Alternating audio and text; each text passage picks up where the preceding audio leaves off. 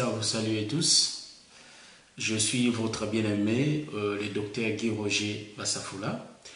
Et vous allez bien remarquer que je ne suis pas connecté sur ma page Guy Roger Bassafoula. Parce que si je suis connecté là-bas, je prêche un peu, j'essaie un peu d'enseigner beaucoup de révélations. C'est pourquoi aujourd'hui je suis connecté sur ma page Assemblée, sur notre page bien sûr, Assemblée des élus des colonnes. Donc, comme je suis dans cette page, là je vais expliquer, donc c'est une page de l'église, donc une page Facebook mais de l'église. Ça c'est pas la page à moi, mais c'est une page de l'église. Voilà pourquoi je ne vais pas enseigner comme j'enseigne d'habitude, mais aujourd'hui nous allons apprendre du lait de l'évangile. Donc ce qui est un peu facile à comprendre dans l'évangile. Donc c'est vraiment ça. Que le Dieu Tout-Puissant puisse vous bénir. Et nous allons recommander notre émission entre les mains de Dieu. Que lui-même puisse commencer avec nous. Et il va nous assister jusqu'à la fin. Donc là, je vais prier un peu court. Nous te bénissons, l'homme de Galilée, parce que tu es présent au milieu de nous. Nous te remercions parce que tu nous as accordé cette faveur, cette grâce d'être connecté aujourd'hui pour essayer un peu d'enseigner ton peuple. Éternel mon Dieu, mon roi, assiste-nous dans cet enseignement. L'homme de Galilée, toi, parle toi-même, car quand toi tu veux donner un message à ton peuple, tu connais le cœur de chacun, éternel mon Dieu, mon roi. Voilà pourquoi je t'ai pris de nous assister, je t'ai pris de nous parler, d'enseigner. Sois avec nous dès maintenant jusqu'à la fin. Au nom de Jésus, j'ai ainsi prié. Amen. Oui, mes bien-aimés, donc aujourd'hui, nous allons apprendre, c'est-à-dire nous allons parler du lait. C'est-à-dire ce qui le lait, c'est le frère Paul qui l'a dit. Il réclamait, il disait, vous qui allez manger déjà la nourriture solide, mais vous êtes encore au lait. Donc quand je parle du lait de l'évangile, en réalité ici, je vais juste expliquer des choses élémentaires de la Bible. Vous savez une chose, mes bien-aimés, dans nos églises, ils nous enseignent que marcher selon la volonté de Dieu. Tout ça, c'est pas mauvais, bien-aimés. C'est vraiment bien. Donc là-bas, on nous enseigne comment nous devrions être vis-à-vis de Dieu, c'est-à-dire à l'égard de notre Seigneur, à l'égard de notre Créateur. Mais ce qui est important, c'est connaître aussi ces dieux-là. Parce que là, à l'église, quand on nous dit, il faut abandonner les péchés, il faut marcher selon la volonté de Dieu, nous disons, Amen. Mais quelle est cette volonté de Dieu? Or, la volonté de Dieu, c'est ce qu'ils connaissent. Lui, le seul vrai Dieu. Et c'est lui que Dieu a envoyé, Jésus-Christ. Donc voilà pourquoi nous disons qu'il faut que l'homme ait la connaissance de son Créateur. Vous voyez? Donc c'est un peu ça. Voilà pourquoi nous disons encore ceci, mes bien-aimés, que si à l'église on nous enseigne de marcher par rapport aux Écritures, nous disons Amen. Mais en réalité, il faut que nous aussi nous ayons cette connaissance de Dieu. Parce que celui qui ne connaît pas Dieu, il ne va pas hériter les royaumes des cieux. Donc pour aller au ciel, il faut avoir la connaissance de ce Dieu-là. Voilà pourquoi ici, on est là pour enseigner comme nous enseignons à l'église. Voyez-vous? Donc c'est un peu ça. Voilà pourquoi pour commencer, nous avons dit que Dieu nous a donné la Bible. Voyez-vous? La Bible. Or, ici, ce n'est pas la théologie, hein, mes bien-aimés, mais nous sommes en train d'expliquer des choses élémentaires de la Bible, voyez-vous. Donc, ici, Dieu nous a donné sa parole, c'est-à-dire les rouleaux, c'est la Bible. Mais dans cette Bible que Dieu nous a donnée, nous avons deux parties. C'est-à-dire, nous avons la première partie qu'on dit l'ancienne alliance, et la deuxième partie, nous l'appelons la nouvelle alliance. En d'autres termes, comme beaucoup l'appellent, l'Ancien Testament et le Nouveau Testament. Voyez-vous? Dans ces deux parties de la Bible, nous voyons que Dieu nous a donné deux parties de la Bible, mais dans une seule Bible. Donc, cela veut dire quoi? Nous avons un seul jour Mais le jour est divisé en deux parties. Nous avons les jours et nous avons la nuit. Vous voyez? Donc c'est la même chose avec la Bible. Donc nous avons l'Ancien Testament et nous avons le Nouveau Testament. Maintenant, le Nouveau Testament, en réalité, c'est ça qu'on appelle la nuit. Et tandis que l'Ancien Testament, c'est ce que nous appelons les jours. Est-ce que vous voyez? Donc, dans la Bible, nous avons deux parties. Nous avons l'Ancien Testament et le Nouveau Testament. Donc, dans l'Ancien Testament, nous voyons les jours. Et dans l'Ancien Testament, nous voyons les jours. Et dans le Nouveau Testament, nous voyons la nuit. Voilà pourquoi nous allons dire qu'en réalité, le jour est divisé en deux. Le jour et la nuit. Donc, si nous prenons les jours, nous allons remarquer que le jour est représenté par le soleil. Tandis que la nuit est représentée par la lune. Voilà pourquoi je vais rapidement prendre l'écriture.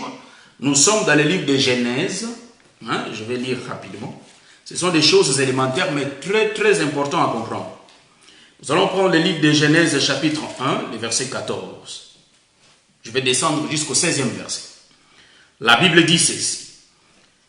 Dieu dit qu'il y ait des luminaires dans l'étendue du ciel pour séparer les jours d'avec la nuit, que ce soit des signes pour marquer les époques, les jours et les années.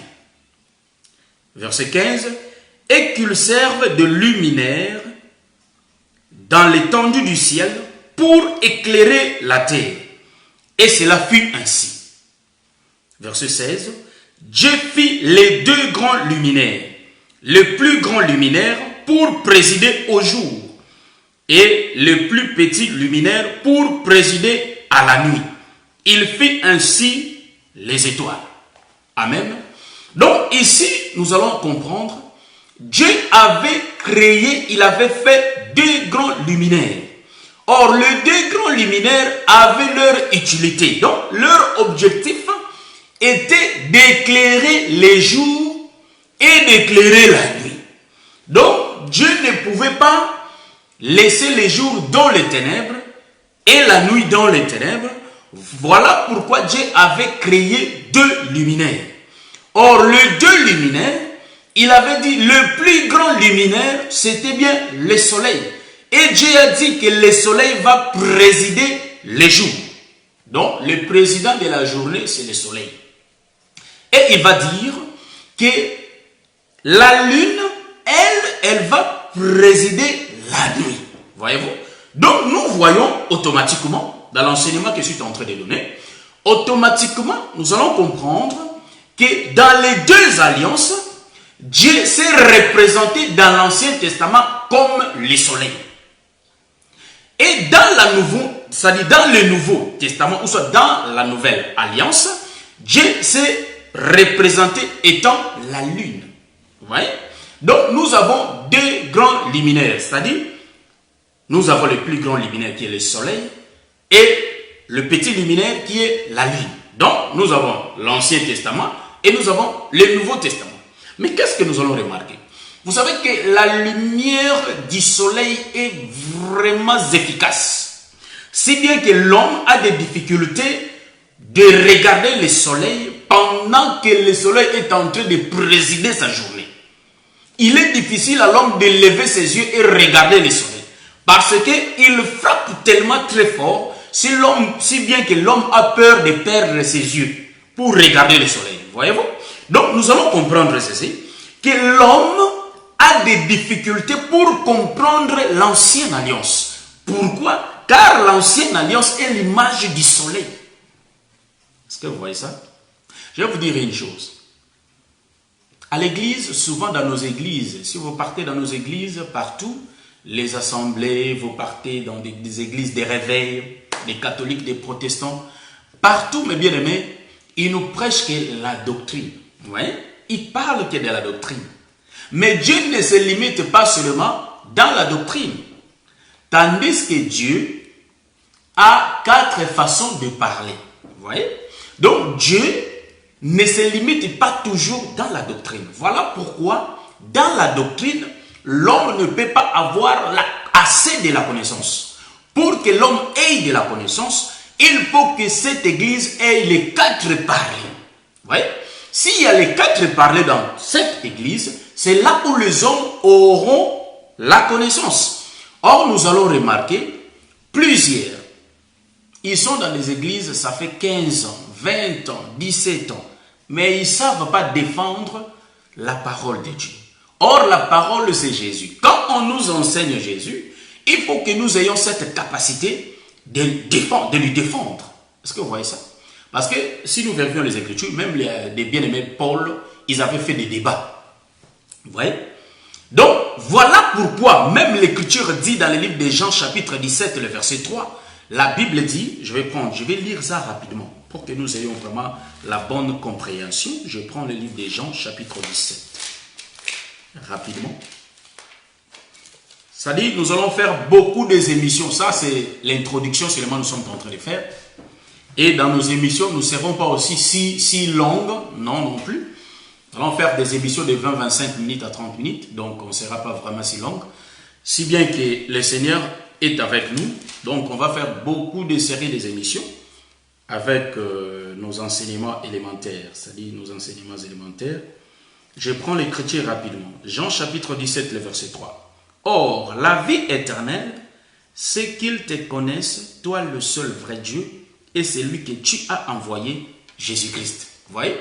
Donc, pour hériter, en d'autres termes, pour hériter les royaumes des cieux, il faut que l'homme ait la connaissance de Dieu et de celui que Dieu a envoyé. Vous voyez? Maintenant, je prends la doctrine. Si je dis, Ndeko, si, ça dit, Ndeko, soko yibi eloko moninga, ezali sumu Ndeko. Donc, si tu voles quelque chose d'autrui, ça a un péché. Amen, nous disons Amen. Ça, c'est une bonne manière de se conduire. Là, l'homme de Dieu est en train de me prévenir, est en train de m'enseigner comment marcher devant ces dieux. Mais l'homme de Dieu ne m'a pas enseigné la connaissance de ces dieux-là. Est-ce que vous voyez ça? Donc, il faut que l'homme de Dieu, ou soit le serviteur de Dieu, nous enseigne comment Dieu est. Quelle est la profondeur de ces dieux-là? Vous voyez? C'est ce que le bien-aimé Jean est en train de dire. Or, la vie éternelle. Donc, la vie éternelle, c'est le royaume des cieux. Les royaumes des cieux consistent à connaître Dieu. Il faut que nous connaissions ces dieux-là. C'est à partir que si nous connaissions ces dieux-là, nous avons la connaissance de ces dieux, c'est alors que, et en gardant sa parole, c'est alors que nous allons hériter les royaumes des cieux. Voyez-vous? Je rentre dans mon enseignement. Donc, je disais que, en réalité, l'Ancien Testament est représenté par le soleil. Et tandis que la Nouvelle Alliance, ou soit le Nouveau Testament, est représenté par la lune.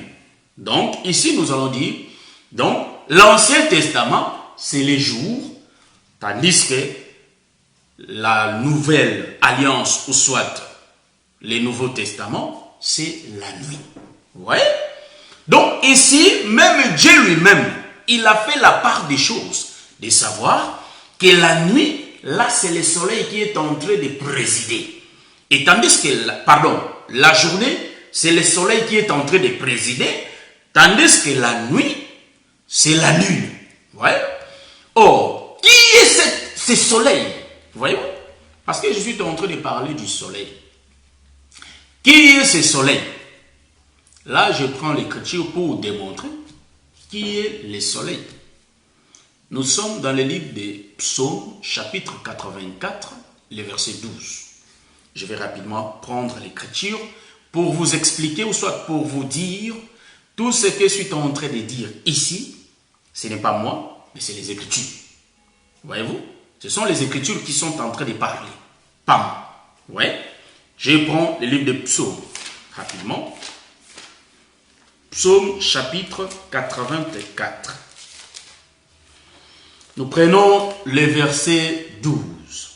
La Bible dit, « Car l'Éternel, le Dieu, est un soleil et un bouclier. » Vous voyez? Ça, c'est pas moi. Ça, c'est le frère David. Il est dit. Donc, en réalité, c'est le psaume de chef de Corée. Vous voyez? Donc, et ils disent ici, car l'Éternel Dieu est un soleil et un bouclier. Vous voyez? Dans le livre de Genèse chapitre 1, on a lu là-bas que Dieu a créé deux grands luminaires. Donc, le plus grand luminaire était le soleil. Or, le soleil est là pour présider les jours. Maintenant, ici, dans le livre de Psaume 84, nous avons lu que car Dieu est un soleil et un bouclier. Vous voyez? Donc, celui qui préside la journée, c'est le soleil. Donc, le soleil là, c'est Dieu lui-même qui est en train de présider la journée. Vous voyez? Donc, ici, nous comprenons que le soleil, c'est l'homme. Vous voyez? Donc, le soleil, c'est un homme. L'homme qui est Dieu lui-même. Voilà pourquoi, quand le prophète Joseph avait eu le songe, il avait rêvé qu'il y avait 11 étoiles qui s'étaient agenouillées devant lui. Et il y avait encore le soleil et la lune.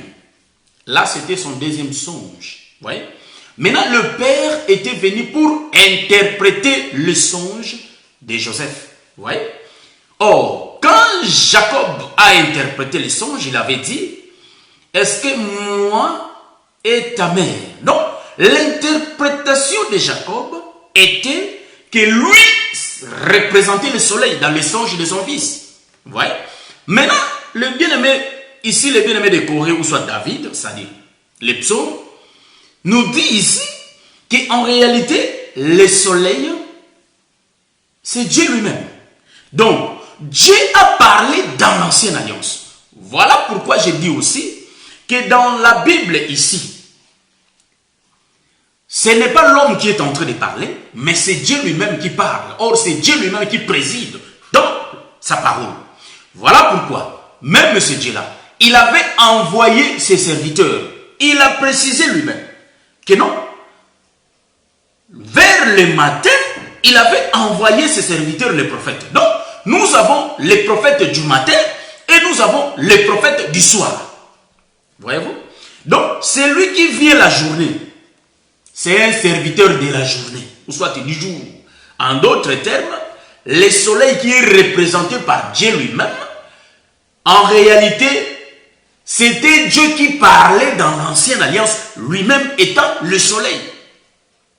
Et ce même Dieu, il va venir le soir pour parler dans la nouvelle alliance. Mais en réalité, il va venir sous la forme de la lune. Vous voyez? Ça, vraiment, c'est un enseignement élémentaire. Vous voyez? Pour comprendre bien les choses de Dieu. En réalité, le soleil a envoyé aussi ses serviteurs. Voilà pourquoi la Bible dit, dans le livre de Jérémie, je crois chapitre 7, il a dit, quand ils ont quitté l'Égypte, dès le matin, le Seigneur a envoyé ses serviteurs, les prophètes. Donc, en d'autres termes, les prophètes qui étaient venus enseigner le peuple la journée, ce sont les serviteurs du soleil. Est-ce que vous comprenez ça? Voilà pourquoi ici, excusez, rapidement je vais épingler que l'ancienne alliance est difficile à comprendre, frère. Parce que il y a tellement de la lumière, si bien que nos yeux ont des difficultés à bien lire les Écritures. C'est pourquoi le prophète Ésaïe va dire, la Bible est là que le Seigneur nous a donnée. C'est un livre prophétique. Je ne suis pas un théologien, mais je suis en train d'enseigner la connaissance. L'Éternel Dieu, en réalité, il a envoyé ses serviteurs. Or, les serviteurs étaient venus le matin pour parler des sabbats. Mais tellement le bien-aimé, ou soit le prophète Ésaïe, nous dit que la Bible, en réalité, c'est un livre prophétique. Les rouleaux. C'est pourquoi dans le livre d'Ésaïe, chapitre 29, le verset 11, il est écrit, je prends rapidement l'écriture, je crois qu'on est en train de regarder l'heure, d'ici là on va descendre. Je vais prendre rapidement l'écriture. Mes bien-aimés, je prends rapidement l'écriture. Nous sommes dans le livre d'Ésaïe, chapitre 29. Ésaïe chapitre 29, le verset 11. La Bible dit, « Toute la révélation est pour vous comme le mot d'un livre cacheté que l'on donne à un homme qui sait lire, en disant, lis donc cela, et qui répond, je ne le puis car il est cacheté. » Voyez-vous? Donc, on a dit, toute la révélation est pour nous comme un mot d'un livre cacheté. Voyez-vous? Donc, en d'autres termes, je peux dire que l'ancienne alliance est cachetée. Donc, l'ancienne alliance est codée. Pour en avoir l'explication, il faut aller consulter les prophètes. Voyez-vous? Si on ne consulte pas les prophètes, on n'aura pas l'explication de l'ancienne alliance. Car l'ancienne alliance aussi est une révélation que Dieu nous a donnée. Car sa parole, c'est vraiment la révélation. Vous voyez? Donc, que les Seigneur nous bénisse. Je crois que ça, c'était l'introduction, ou soit je dis, c'est la première partie. Le Seigneur sera avec nous pour la continuation. Donc, je vais encore épingler un peu. Donc, je dis que Ésaïe est en train de nous dire ici, il dit, toute la révélation est pour vous comme le mot d'un livre. Donc, dans l'ancienne alliance, nous avons le mot d'un livre. Mais le livre est cacheté. Donc, la Bible est codée. En d'autres termes, c'est le soleil qui est en train de donner son efficace éclairage. Donc, c'est bien qu'il y a vraiment assez de lumière. Ou soit, il y a vraiment des rayons soleil qui frappent les Écritures. Donc, ce sont des cachets que l'Éternel a mis dans les Écritures. Si bien que le peuple ne peut pas les comprendre. Vous voyez? Donc, pour qu'il y ait la compréhension, il faut qu'il y ait les prophètes pour en donner l'explication. Voilà pourquoi, pendant que le link éthiopien avait quitté Jérusalem pour descendre en Éthiopie, en chemin faisant, il lisait les Écritures. Pendant qu'il lisait les Écritures, en réalité, il était tombé dans le livre d'Ésaïe, qui parlait du prophète. Et l'Éternel lui avait envoyé le diacre Philippe. Et quand il était arrivé, le diacre Philippe lui posait la question, est-ce que comprends-tu ce que tu lis? Et qu'est-ce que l'énigme éthiopien avait répondu au diacre Philippe? Il avait dit, comment je peux comprendre s'il n'y a personne pour m'en donner l'explication? Vous voyez? Donc, on peut lire la parole de Dieu, mais pour avoir la compréhension de ce qu'on a lu, il faut qu'il y ait quelqu'un pour en donner l'explication. Vous voyez? Pour qu'on ait, c'est-à-dire pour qu'on soit satisfait, ou soit qu'on comprenne la pensée de Dieu, il faut que l'Éternel t'envoie son serviteur pour en donner l'explication. Or, s'il n'y a personne qui peut l'expliquer, ces Écritures restent qu'une parabole. Or, quelqu'un qui a écouté une parabole sans explication, c'est comme si quelqu'un qui a écouté quelqu'un qui a parlé en langue, mais s'il n'y a pas l'explication, soit l'interprétation, l'église ne peut pas être édifiée. Voilà pourquoi nous disons, si quelqu'un répète les Écritures, il ne prêche pas. Il est en train de répéter en réalité une parabole. Mais pour que les hommes, ou soit les fidèles, ou soit les chrétiens, pour que nous, le peuple, nous ayons la vie, il faut qu'on ait l'explication. C'est pourquoi le livre de Néhémie chapitre 8 le dit. Voyez-vous? Donc là, je vais m'arrêter là, parce que ça c'était l'introduction. Nous allons faire beaucoup d'émissions. Dans cette page de l'Assemblée des élus des colonies, c'est notre page de l'église. Voilà pourquoi j'ai dit, dans cette page, il n'y aura que du lait. On va commencer à boire que du lait. Donc, il y a vraiment des notions élémentaires. Mais dans l'autre page de Guy Roger, c'est là où les gens qui aiment bien voler, là, ils peuvent me suivre là-bas, dans cette page de Guy Roger Bassafoula. Je crois que par la grâce de Dieu, d'ici vendredi, je serai en direct dans l'autre page de Guy Roger. Et tandis qu'il est mardi, je suis ici, dans cette page de l'Assemblée des élus. Comment que mon Dieu vous bénisse. Et je sais que par la grâce de Dieu, on va se voir le mardi prochain pour faire la continuation de ce que j'ai commencé.